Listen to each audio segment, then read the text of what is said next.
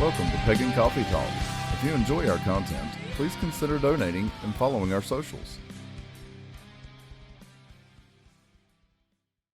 All right, so you go and you decide that you need to cast a spell. Now, again, we've talked about this before.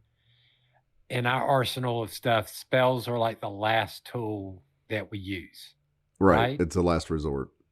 It's a last resort. All right. It's not the first thing we pull out or we go, hey, just cast a spell for this. But when we do decide to cast a spell, I think there's some decisions. And let's discuss how in the world we make those decisions, right? Sure. All right. So you're casting a spell, regardless of what it's for. All right. Mm-hmm. Well, I guess it really does depend on what it's for. I think it does. Depending on what you want to do. Mm-hmm. I guess the first thing we need to decide is the length of the spell. How many days is it going to take us to complete the spell or not? Is it a one-shot wonder spell, or is it right? Or is it going to be 7-day spell? I was going to say, is it going to be done in stages? Right. I mean, because there are some spells that can last, 6 months to possibly a year? Sure, yeah.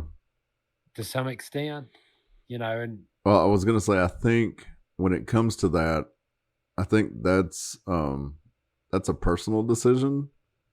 I mean, how much effort do you really want to put into it? You know what I mean? True. Well, again, we do have items, like we have a jar that there's a spell on to never make it empty or full. It's just a change jar. Mm-hmm. And again, it's still a permanent spell, but every so often we do reinforce the spell. Right. Sometimes. Yeah, are you with me? It's not we do it once a year or anything, but we do occasionally reinforce it. So is that still an ongoing spell that's been going on for years now? Yes. I mean, it is, but I think for something like that, you're going to have to do some reinforcements every once in a while. If you've got a quote unquote permanent spell going on, right. I think you still need to reinforce it. Like some people do that whole entire spell where they have keys that they don't own the lock to, that you touch to each window and each door, say a little incantation, and then hang this all above your door to help ward off thieves. Mm-hmm. Now, again, when we would sit there and go, hey, you know what else wards off thieves? Locking your doors. Have an alarm system. Right. Ignoring all that for a second, but the idea there is to give a little extra protection, right? Mm-hmm. Look at reinforcing on long-term spells. Look at reinforcing like maintenance on your house. Right. You've built the structure, but every once in a while you got to go back and you got to maintain it. Otherwise the structure is going to fall. Yes, but my question is since you're only doing the spell for the sake of argument for what we're talking about here, once a year, is that each year is a new spell, or is it just that one spell keeps on going forever? Are you see what I'm asking? It's a stack effect. I'm not disagreeing with you. Like with the change jar, it's been set up so that it never goes empty. Right. So it's an ongoing, but every once in a while, again, you got to maintain it. Right. I mean, again, there's no contract made here. There's no, you're not giving your word or anything. So you're not enslaving or bargaining with something else. No, we're not working with outside entities or anything like that. Outside entities or anything like that. So again, if you happen to miss it 1 year or, a month, if you always did it in December and the next year you happen to do it in January, it's not really going to mess up anything. No. The spell's just going to continue. It's just refilling up we're looking at it more like refilling up the gas tank at this point. Yes. When we're going this long. Yes. All right. Now, unlike if we were going to do a healing spell, I would probably do a 7-day healing spell. versus just one shot. Okay. Any particular Just reason? because of just because of the nature of healing spells that, you heal one thing and another thing. In doing so, it shows a problem somewhere else and so Okay. forth and so on. I gotcha. Healing spells also take a lot of energy and stuff like that too. Yes, they So do. doing a less intense healing spell for 7 days might be a little bit easier for you to physically handle versus a one shot, which is going to drain you all completely at one time. Mm-hmm. Yep, and that makes perfect sense. In which, that person might, depending on the illness, might need all that extra energy over a longer period of time. Well, and it's also, I mean, you look at it, if you expend it all at one time, then you're not getting the full benefit, in my opinion. It's sort of like the doctor is sitting there telling you to make sure you take all your antibiotics, even if you feel better. Right. Well, it's sort of the way I look at these 7-day spells for healing. Yeah, but I was gonna say it would be kind of like, it would be like taking the maximum dose on something and then having to wait an X amount of time before you can take something else, because if you don't, then you'll overdose. Maybe. So I think it's kind of like that. So it's better to kind of spread it out. I mean, when you recover from surgery or whatever, you don't do it all in one day. So No. why would this healing spell be any different? All right. Well, what about something like a spell for a job? I mean, are you going to do a one shot thing, or is this something we're going to do for 7 days? Or shoot, I've even seen the spells where in the world you put a spell on a plant with maybe coins in the dirt and as the plant grows, your prosperity is supposed to grow. And again, that's more of a long-term spell and what happens when the plant dies. Right. Well, that's something different. I mean, not everybody's got green thumbs and no. But I think for a job, I don't know. I've done a spell for a job and I just did a one-shot deal. Right. I had already put in all the applications, and the only thing I was looking to do was to increase my visibility on those applications. So, I wasn't trying to push anybody out of the way, even though I know I probably did somewhere down the line. But, but doggone it, I needed a job. Yeah, I don't think you need to do a long drawn out thing for that, because again, for something like that, there's your effort also has to be put into that. All right. Well, when we're considering spells, the next thing we need to consider is timing. Correct. I mean, again, no, I don't think you necessarily have to wait for a specific solar astrological event or moon phase or any of this stuff. Right. To necessarily cast a spell. But on the other hand, there's a difference between working with the flow of water and trying to work against it. Absolutely. Absolutely. Sometimes spells have to be, and sometimes again, if it's for illness or sickness, you're not going to wait, I'm sorry, you can't die quite yet. You need to wait another month until the full moon's back so I can cast. Right. It's not something we're going to do. No. Again, if you were truly desperate to get, money or something like that, you're going to cast the spell right now and not wait until the right day of the week and the time of day, sun lunar hour, phase, right? Or the lunar phase and stuff like this. But I also will sit there and tell you, if you can wait and you can work with nature, it's better. Sure it is, yeah. But it's not necessary because, again, I believe those things give a slight boost. You can tap into energies that you normally can't. Well, sure. I mean, you look at surfers; they don't go against the wave to surf. to actually ride the wave. you can't do that. But well, I mean, you probably could, but it's not going to be easy. So I think in a lot of ways, yeah, it's the same thing.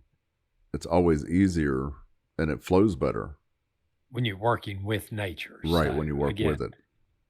and again, when we talk about all these cycles, we're talking about like the lunar cycles, from a waxing moon, right? Mm-hmm. So a waxing moon going from new to full Mm-hmm. is a good time for spells of increasing. Mm-hmm. Going from full to new is a good time to get rid of stuff. Right. Do spells of banishment and stuff like this. Typically speaking, yes. But we also see the same pattern within the larger account, in the larger wheel of the year.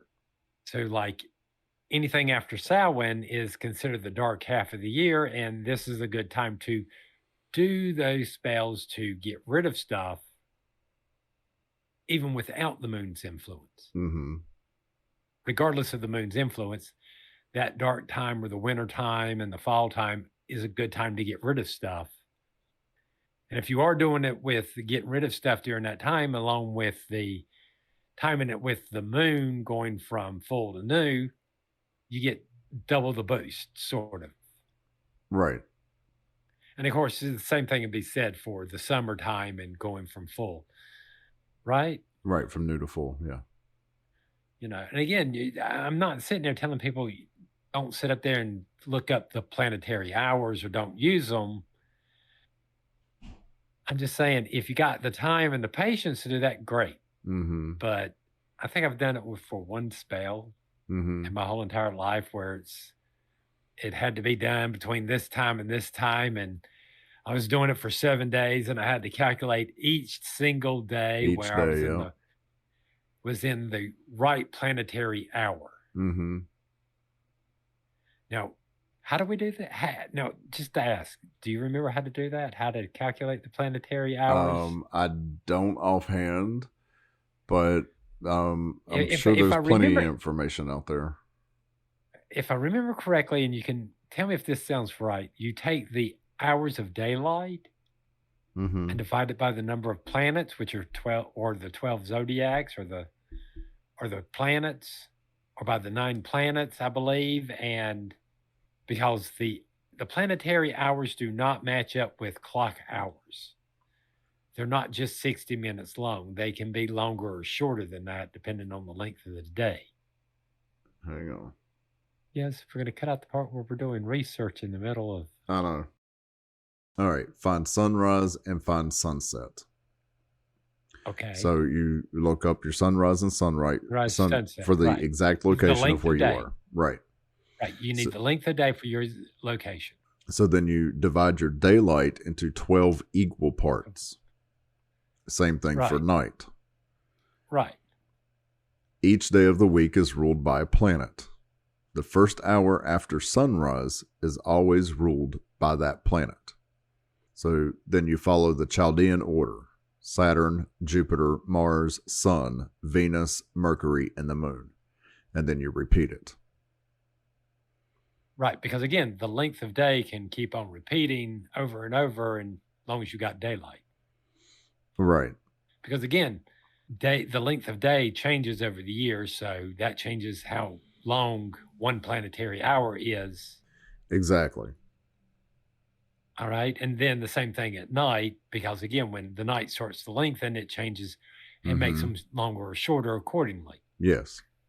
How complicated is this? But again, we're starting to. Here's this line: we're starting to get into that high magic. Yeah, it's low magic. Yeah, it's what we call high magic. High magic is what we're talking about here. Is that you're going to make a wand out of a tree or out of the wood that best harmonizes with the spell that you may use. Right. So if you're going to do that and you're going to follow this pattern, then you need to find out what planet rules the wood. Wood, right. And then you need to find the planetary hour for that planet. To do it during the day. So again, this is how complicated spells can get. I mean, spells can get as complicated as waiting for certain astrological events that happen where certain star constellations rise, or at the sunset, or at the sunrise, or a certain planetary alignment. I mean, and stuff like that happens. All right. So again, working with these energies can be that complicated, or you can be as easy as, hey, I'm just going to put this crap in a jar and say a few words and bury it in the backyard, and it's done. Right. I mean, you can go as simple or as complicated as you like. But just keep in mind, just because it's more complicated doesn't necessarily mean it's better. No. And just because it might be a one-off doesn't necessarily mean it's better either. No. But again, depending on what you're doing and why you're doing it, you may decide to pick one of these. Now, what about forms? All right. And what do I mean? Are you going to do candle magic? Are you going to do a witch's ball? Are you going to do a witch's bottle? Or are you going to, just take a coin down to the river and do a sort of a wishing well type thing? Right. What helps you pick those things, that style? I mean, and again, I'll admit, most witches find a style that they like that works for them, and they stick with it a lot of times. Yeah. Yeah, I think that's trial and error. If, I've done some things that interested me at the time, found I didn't really like the way it worked, and tried something else. I think trial and error is the best way to figure out what works best for you. Do you think it's fun? Do you think it's more fun or more intense when you have to pre-do something for a spell? Like if you're gonna use a witch's ladder, all right, which is nothing more than taking some cords, braiding them together, and then taking that braid and start tying objects into it. Feathers, stones, other things that make you think of what in the world the spell is and the idea here is by doing this, by doing the actions and thinking about what you're doing, each thing you're doing is putting more and more energy into this thing. Right. And what you do with it afterwards is either A, you hang it up somewhere where you can see it all the time, or you take it out to the yard and bury it, or sometimes even throw them in the rivers and stuff like that, and let them be carried away and nature to unravel it. Right. So what makes you, I guess what makes you pick something like that versus just doing, going outside and taking bird seeds and spreading them on the ground in a symbol that you think best represents what in the world you want, and charging that up just for the birds to carry off the spell to make it work? Well, I think it depends on what your goal is and how invested in that goal you are. But I also think that if you're doing a spell for something, you're already going to be pretty invested in the goal. Well, yeah. Yeah. Yeah. So I do find that when you're doing things and it's repetitive in nature, like doing the witch's ladder, it can help put you in a frame of mind where each action reinforces that goal. Right. And I think in some ways it can be more powerful. If you don't have time to do that, that's a different story. Right. Well, then the one thing I will sit here and say you should always do before casting a spell is do a reading on the spell itself. Of some kind. Yeah, you need to meditate. You need to do a reading. You need to some type of divination. You need to do some form of divination. Is it even worth doing the spell or not? All right, or trying to figure out, okay, if I do this spell, what's going to happen? Give yourself sort of a heads up to, like I said, to see if it's even worth it. Because again, there's a lot of spells where you go and do it and you have unintended consequences. Our famous one we like to use is the lady that wanted the fresh start and then winds up, her whole family pretty much abandons her and she's just left with her clothes in the car. And Right. Then when she asked, everybody's kind of like, well, how much more of a fresher start do you need? Again, things you got to think about, Well, what are and the, I was going to say, I think in everything you do, even if you have a pretty good idea that it's going to work and that it's, that it will work in the way it's intended to, you still have right. to understand that there is the chance of unintended consequences in everything you do.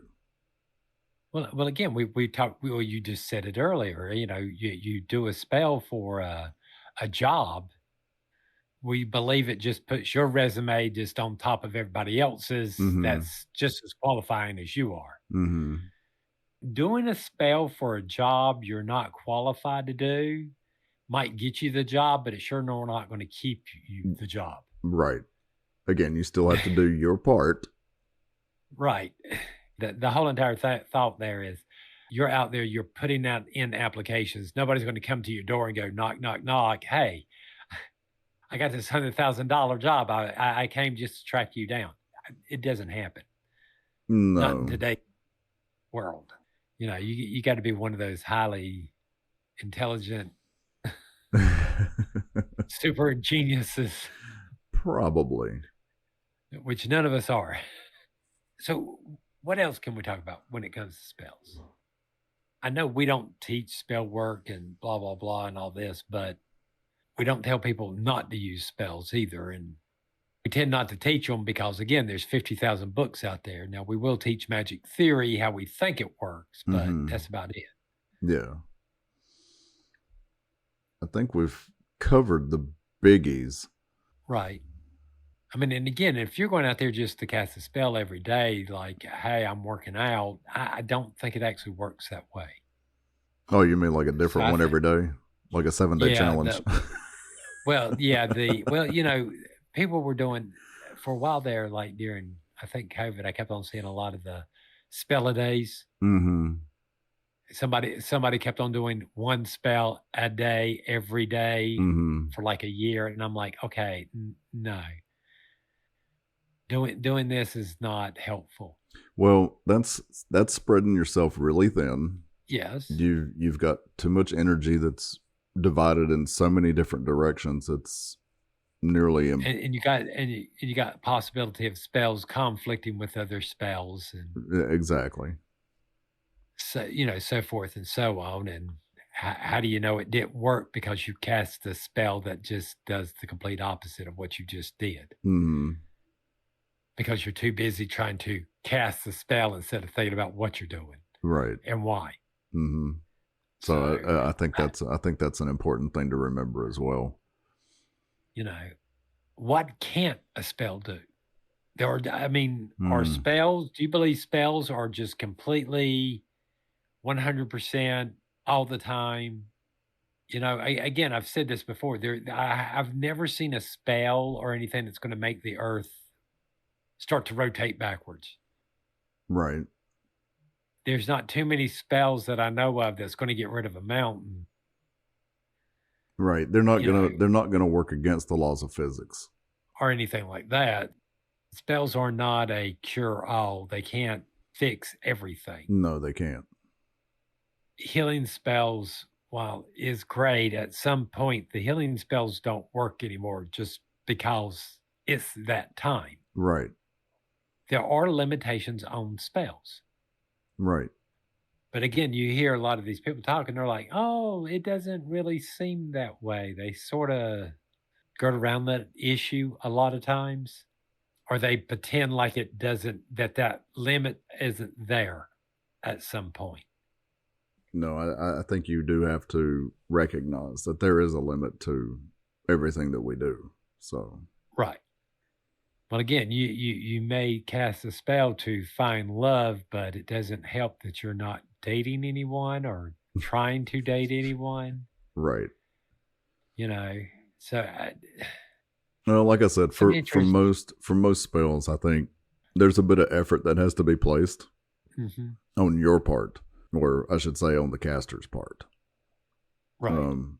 If you're going to do it and not do anything physically about, say it's for a job or a situation or whatever. If you're not going to do your part to get out of that or to change that, then that spell's not going to do you any good. What's the point of me casting a spell to heal your liver if you're just going to go out and drink a fifth the next night? Right. There is some responsibility there too. So, how does that actually help? Not changing behaviors just because you cast a spell doesn't make no sense to me. Right. So again, there's a little bit of a psychological thing that you got to do here. You got to sort of help yourself. Well, and I've said it before, and it's probably a hot take. Me personally, I think spells are it's a way to change your mindset on something that allows you to actually make said change. The argument I want to get there is, most spells we cast on ourselves to twist ourselves to get through that shape that we need to get through that hole that's going on there. Right. Get to the other side. We're doing more to ourselves than we are to the actual physical world. Yes. When we cast spells. Yes, and I think that's the key takeaway to the whole idea of changing your reality. Right. It's literally changing your viewpoint or your thoughts on reality, not changing reality itself. Exactly. There is an objective truth in the world. They do exist. The sky is blue, and yes, trees are green and brown, and I don't care how many times you sit there and try to call a horse a cat, it doesn't change the fact that it's a horse. Right. But I do hear a lot of people, and they seem to want to talk about some of this stuff that we do so abstractly and forget that there is an objective truth to reality. Well, I don't think you can. I don't think you'll be successful that way. Well, I don't think you will either. I mean, it is a problem. And I guess that's my hot take, on all of this is we got people out there that do that and want to make it seem like spells and magics can fix everything when it really can't. So all we can do is work on ourselves. Well, I mean, that's know thyself. Go figure. You ready for some? I do know one thing. Are you ready for some coffee? I am ready for some coffee. All right. If you like this, like, share, leave a comment. Right. Rate us. Review. Thanks for listening. Join us next week for another episode. Pagan Coffee Talk is brought to you by Life Temple and Seminary. Please visit us at lifetempleseminary.org for more information, as well as links to our social media: Facebook, Discord, Twitter, YouTube, and Reddit. We travel down this trodden path, a maze of stone and mire. Just hold my hand as we pass by a sea of blazing pyres. And so it is the end of our days, so walk with me till morning breaks. And so it is the end of our days, so walk with me till morning